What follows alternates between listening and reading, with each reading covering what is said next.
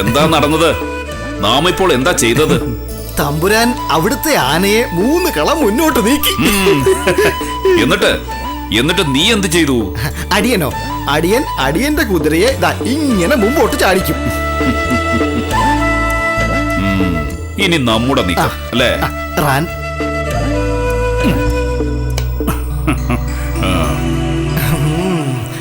തമ്പുരാൻ അടിയന്റെ കുതിരയ്ക്ക് വെട്ടാൻ പാകത്തിലാണ് ആനയെ നീക്കിയത്.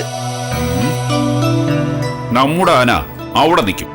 തന്റെ കുതിര അതിനെ വെട്ടാതെ തിരിച്ചു പോയിക്കോളൂ. ഓ ആയിക്കോട്ടെ തമ്പുരാനെ.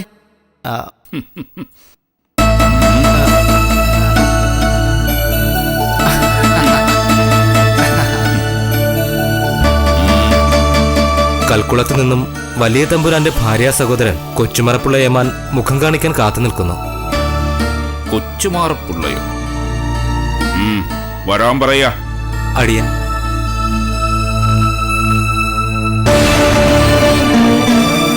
കൊച്ചുമാറപ്പിള്ള എന്തിനാണാവോ ഇങ്ങോട്ട്?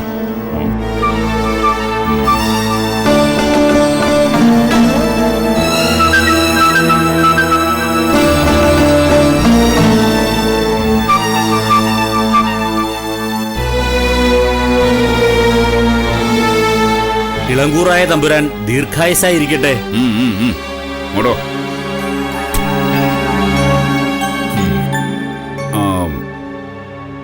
എന്താ ഇപ്പൊ നടന്നത്? തമ്പുരാൻ ആനയെ മുന്നോട്ട് നീക്കി, അടിയൻ കുതിരയെ പിന്നോട്ട് വലിച്ചു. ശരി ശരി, എന്നാ നാം വീണ്ടും ആനയെ പിന്നോട്ട് വലിക്കും. കൊച്ചുമറപ്പിള്ളക്ക് പറയാം, സുഖമല്ലേ? കൽപ്പിച്ച് ക്ഷേമം തന്നെ തമ്പുരാനെ. അവിടെ കൽക്കുളത്ത് വലിയ തമ്പുരാനും മറ്റുള്ളവർക്കും ക്ഷേമം തന്നെ അല്ലേ? ക്ഷേമം തമ്പുരാനെ, എല്ലാവർക്കും ക്ഷേമം. കൊച്ചുമറപ്പിള്ള ഇതുവഴി പോയ കൂട്ടത്തിൽ കയറിയതാണോ അതോ ഇങ്ങോട്ട് തന്നെ വന്നതാണോ? അടിയൻ ഇങ്ങോട്ടേക്ക് തന്നെ വന്നതാണ് തമ്പുരാനെ.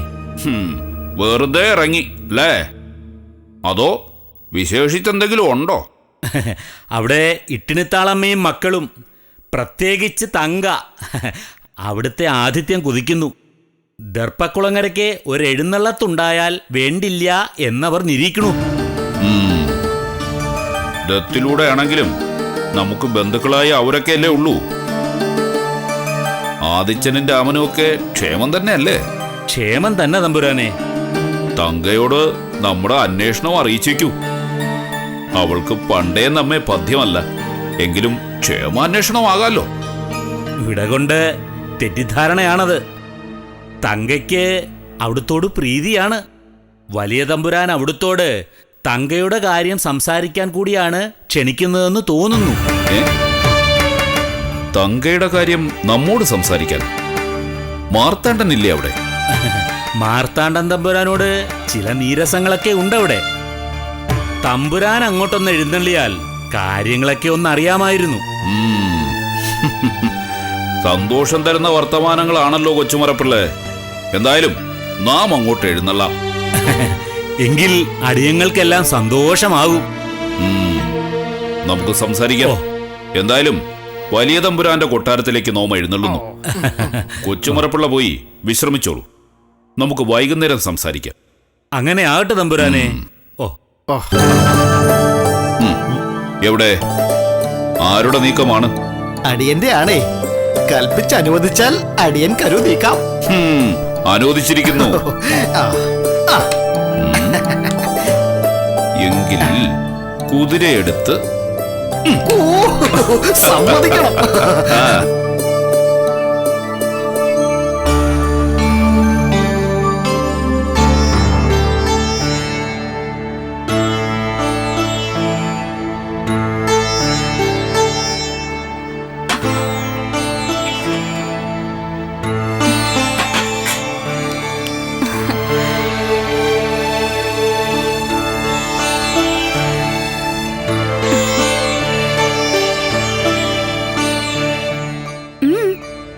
എന്തുപറ്റി?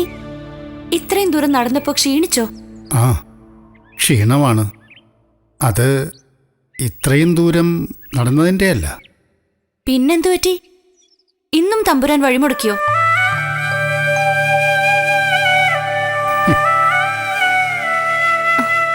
എന്തു പറ്റി ശങ്കര? ഇന്നും മതിലകത്തേക്ക് കയറ്റിയില്ലേ? ഇല്ലമ്മേ, ഇന്നും കയറാൻ പറ്റിയില്ല. തമ്പുരാൻ എഴുന്നള്ളിയ സമയത്താ ഇന്നും ഞങ്ങള് പോയത്.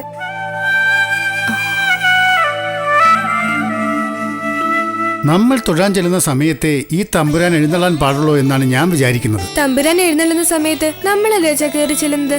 ഈ അച്ഛൻ്റെ ഒരു കാര്യം. ശങ്കരൻ പറയുന്ന തന്നെയാ ന്യായം. ഇവിടുന്ന് വേറൊരു സമയം നോക്കി പോവാൻ നോക്കണം. ഇദ്ദേഹം തൊഴാൻ വരുന്ന കണ്ടിട്ട് അത് തടയാൻ തമ്പുരാൻ കയറി വന്നോന്നുമല്ലല്ലോ. തമ്പുരാൻ എഴുന്നള്ളിയ സമയത്ത് ഇദ്ദേഹവും പോയി. നമുക്ക് ദർശനം കിട്ടണമെങ്കിൽ മറ്റൊരു സമയം നോക്കി നാളെ പോകാം. ഇല്ല, ഇനി എങ്ങും പോകുന്നില്ല. ഭഗവാൻ തൂണിലും തുരുമ്പിലും ഉണ്ടെന്നല്ലേ പറയുന്നത്. അങ്ങനെയുള്ള സർവ്വവ്യാപിയായ ഭഗവാനെ വണങ്ങി ഞാൻ ഇവിടെ ഇരുന്നോളാം.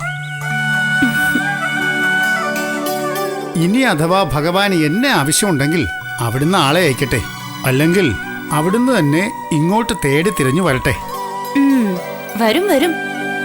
തൈക്കാട്ടില്ലാത്ത കേശവൻ വിഷ്ണുത്തരന്റെ ഇല്ലമേതാണ്, ആളേതാണ് എന്നൊക്കെ തിരക്കി ഭഗവാൻ ഇങ്ങോട്ട് വരും. ഭഗവാൻ ഇങ്ങോട്ട് വരുന്നില്ലെങ്കിൽ ഭഗവാനെ കാണാൻ ഞാൻ വൈകുണ്ഠത്ത് പോവും. അത് പിന്നെ. ഇപ്പോ നീ ചെന്ന് കുടിക്കാൻ കുറച്ച് സംഭാരം കൊണ്ടുവാ. ചെല്ല്. ശങ്കര, എന്താ അച്ഛാ? മോൻ ചെന്ന് കുറച്ച് കരിക്കട്ടയും ചുണ്ണാമ്പും മഞ്ഞളരച്ചതും എടുത്തോണ്ട് വാ. ഒരു ചട്ടിയിൽ ഒരല്പം വെള്ളം എടുത്തോ. എന്തിനാ അച്ഛാ ഇതൊക്കെ? നീ പോയി അതൊക്കെ എടുത്തിട്ട് വാ, ഞാൻ പറയാം. ചെല്ല്. വാ കണ്ണപ്പ.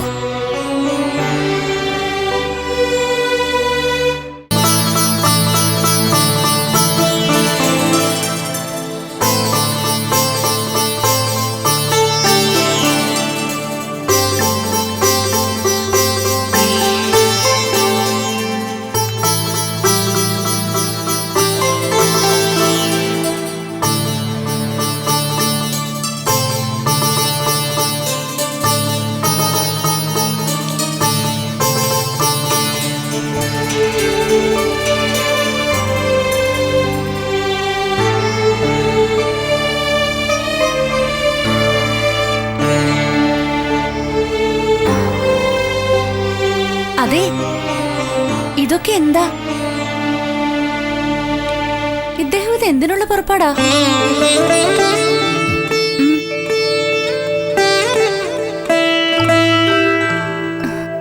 എന്തൊക്കെയായി ചെയ്യാൻ പോകുന്നേ? ഭഗവത്പ്രീതി നേടിയ ഒരു ശുദ്ധ ബ്രാഹ്മണനെ ദേവാലയത്തിന് പുറത്ത് തടഞ്ഞു വച്ചവർ അതിൽ പശ്ചാത്തപിച്ച് എന്നെ ഇവിടെ വന്ന് കൂട്ടിക്കൊണ്ടുപോകും. അതിനുള്ള മന്ത്രവാദം. ഓ,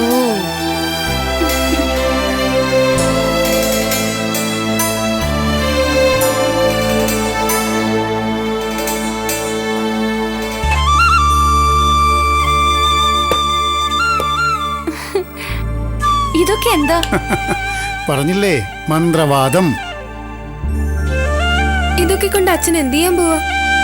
മക്കള് കണ്ടോ?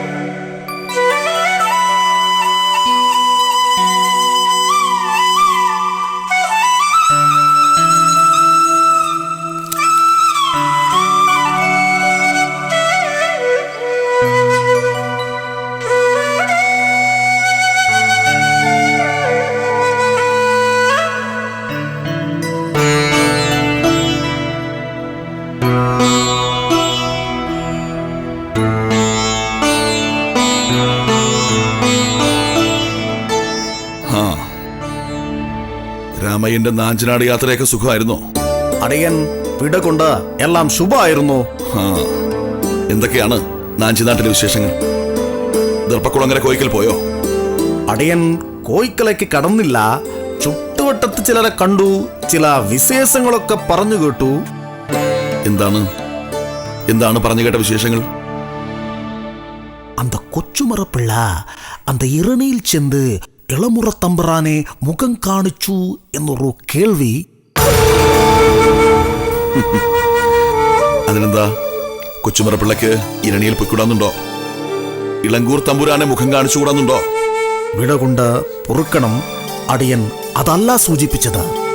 ഇറണിയിൽ ചെന്ന് കൊച്ചുമറപ്പിള്ള തലസേറ് രാമൻ തമ്പുരാനെ തർപ്പക്കുളങ്ങറ വിരുന്നു പാർക്കാൻ ക്ഷണിച്ചുത്രേ. അതിലെന്താ തെറ്റ്? നാമും ദർപ്പക്കുളങ്ങര പോയി വിരുന്നു പാർക്കുന്നതല്ലേ? ജന്മം കൊണ്ടല്ലെങ്കിലും സ്ഥാനം കൊണ്ട് തലശ്ശേരി രാമൻ തമ്പുരാൻ നമുക്ക് ജ്യേഷ്ഠ സഹോദരനാണല്ലോ. அதுல சரி தெറ്റ് எப்படின்னு எனக்கு தெரியாது തമ്പ്രാനെ. അടിയൻ തിരുവളം ഉണർത്തിക്കാൻ വന്നത് അവിടെ ഒരു പള്ളിക്കെട്ടിന്റെ കാര്യം പറഞ്ഞു കേൾക്കണു എന്നാണ്. രാമയ്യൻ സൂചിപ്പിക്കുന്നത് തങ്കയുടെ കാര്യമായിരിക്കും. അതെ തമ്പ്രാനെ. രാമയ്യ, നാം രാജകുമാരനും തങ്ക രാജകുമാരിയുമായി പോയില്ലേ? ആചാരങ്ങളുടെയും കീഴ്വഴക്കങ്ങളുടെയും കടുംകെട്ടുകളിൽ കുടുങ്ങിപ്പോകുന്ന ജീവിതങ്ങളാ ഞങ്ങളുടേത്. അഴിച്ചാലും മുറുകുന്ന കുടുക്കുകളാണ്. നിഷേധവും തന്റെ ഇടവും ഒന്നും ഇവിടെ പ്രാവർത്തികമല്ല രാമയ്യ. അടിയന് ഇവിടുത്തെ മനസ്സറിയാം.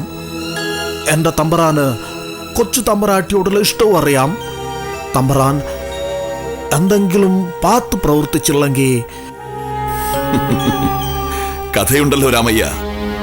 തന്റെ വക്യോൽ പ്രതിമയിൽ വർണ്ണമാല്യമണിയിച്ച പ്രണയിനിയെ കുതിരപ്പുറത്ത് പാഞ്ഞു വന്ന് ഉയർത്തിക്കൊണ്ടുപോയ പൃഥ്വിരാജ് ചൗഹാന്റെ കഥ. പക്ഷേ മാർത്താണ്ഡവർമ്മയ്ക്ക് അത് ചെയ്യാനാവില്ല.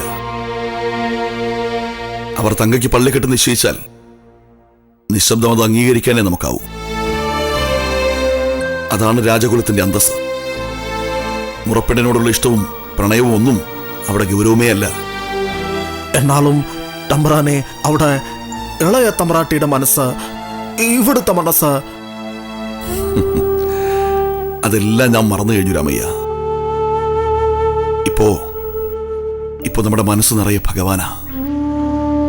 ശ്രീ പത്മനാഭസ്വാമി ക്ഷേത്രം ജീർണത മാറ്റി പുനർനിർമ്മിക്കണം. അങ്ങനെ പുനർനിർമ്മിക്കപ്പെടുന്ന ദേവാലയം ഇനി വരുന്ന സഹസ്രാബ്ദങ്ങളോളം ഭക്തർക്ക് അത്ഭുതമായിരിക്കണം.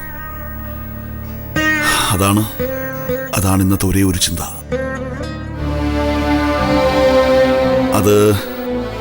അതെങ്ങനെ വേണം എന്നൊരു അന്വേഷണത്തിലാണ് നാം ഇപ്പോൾ.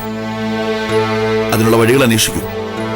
അല്ലാതെ ഇത്തരം സ്വകാര്യങ്ങൾ പറഞ്ഞ് നമ്മുടെ ശ്രദ്ധ തെറ്റിക്കാതിരിക്കൂ. കൽപ്പന പോലെ തമ്പറാനെ. അടിയൻ ക്ഷേത്ര നവീകരണത്തിനുള്ള ഉപാധികളെക്കുറിച്ച് അന്വേഷിച്ചോളാം. അങ്ങനെ ആവട്ടെ.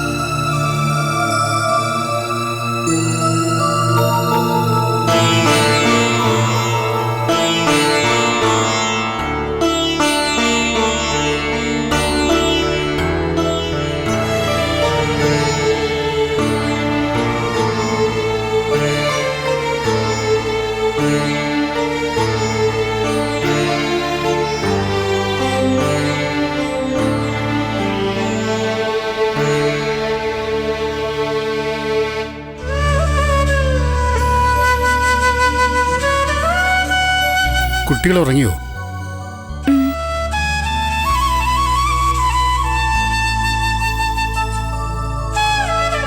കിടക്കുന്നില്ലേ? നീ കിടന്നോ, ഞാൻ വരാം. നേരെ ഒരുപാടായി. എനിക്ക് ഉറക്കം വരുന്നില്ല. കുറച്ചു നേരം കൂടി ഞാൻ വരയ്ക്കും. നീ കിടന്നോ.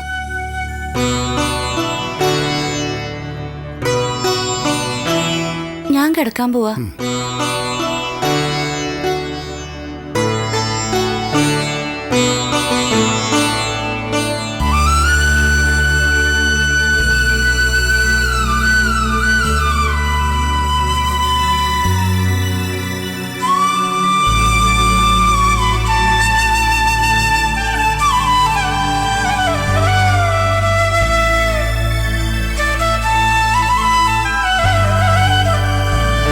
ഭഗവാനെ, വിഷ്ണുത്തരന്റെ ഉദ്യമങ്ങൾ അങ്ങ് ശ്രദ്ധിക്കുന്നുവോ?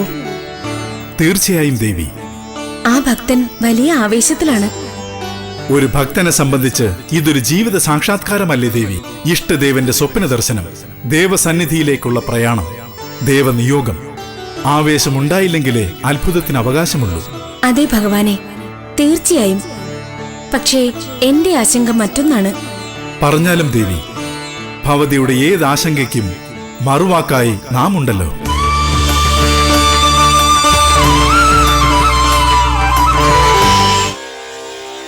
സ്ഥാനവും സമ്പത്തും പദവിയും അതിരുകൾ തീർക്കുന്ന ഒരു സമൂഹത്തിൽ ആ അതിരുകൾ കടന്നു മുന്നേറുക ക്ഷിപ്രസാധ്യമല്ല. അങ്ങനെ കടന്നു മുന്നേറാൻ അവിരാമമായ അധ്വാനവും ക്ഷമാപൂർവമുള്ള സാധനയും കൂടിയേ തീരൂ.